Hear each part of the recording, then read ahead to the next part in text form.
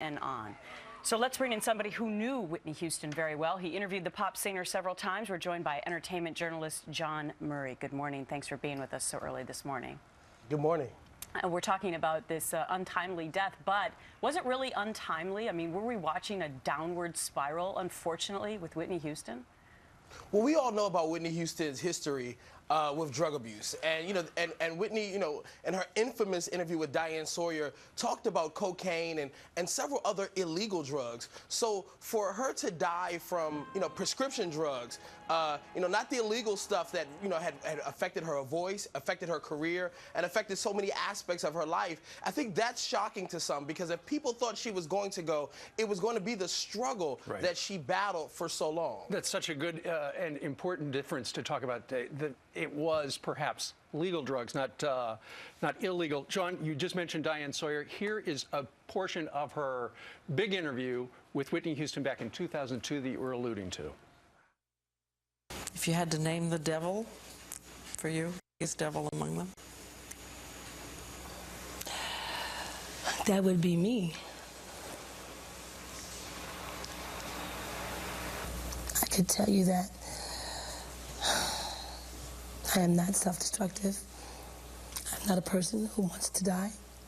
I'm a person who has life and wants to live. And Jawn, that was the same interview where she famously said, I've never done crack. Crack is whack. And went on to say, show me the receipts. Right. Hey, Jawn, what was left of her talent? Were you convinced from your interviews with her that it was just a matter of her cleaning up and getting out there again at the age of 48, or do you think that she did irreparable damage to her voice? Well, the voice was not in mint condition. And I have to say, I don't know that the drugs necessarily caused the voice to deteriorate, because there are examples of singers like Chaka Khan and Natalie Cole who've also been open about their drug addiction and drug abuse, and their voices are still in great condition. Whitney was also a smoker, and a chain smoker at that. There are tons of photographs of her being out in LA and Atlanta and different places smoking cigarettes, which is the worst thing a singer can do to their voice. But the voice was not in mint condition at all. You guys showed the video from 2 nights before the Grammys where she was singing with R&B singer Kelly Price. And Whitney, who was once a first soprano in the I Want to Dance with Somebody clip that you guys are playing in the background, was singing in a tenor voice with Kelly Price that night. So it was sad that she had lost so many octaves in her vocal range. But don't you think we're doing a disservice? I know you're an entertainment journalist, but a lot of young kids are looking up to folks in entertainment and such. Don't you think we're doing a disservice by saying that, oh, it was just prescription drugs potentially? I mean, prescription drugs, I don't know, maybe this is going to be the new way that we should look at what they can do to people, even though they're legal. I'm not making light of how Whitney died at all.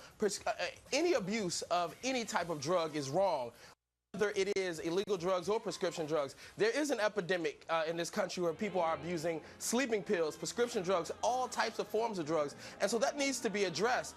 In the case of Whitney, she's a cautionary tale of what not to do if you want to become a pop star and an R&B singer. So many great accolades, so many great milestones, so many great feats in her career, but you can't talk about the good times without talking about the drugs and the troubled times. Indeed. All right, Jawn Murray, we thank you very much. Of course.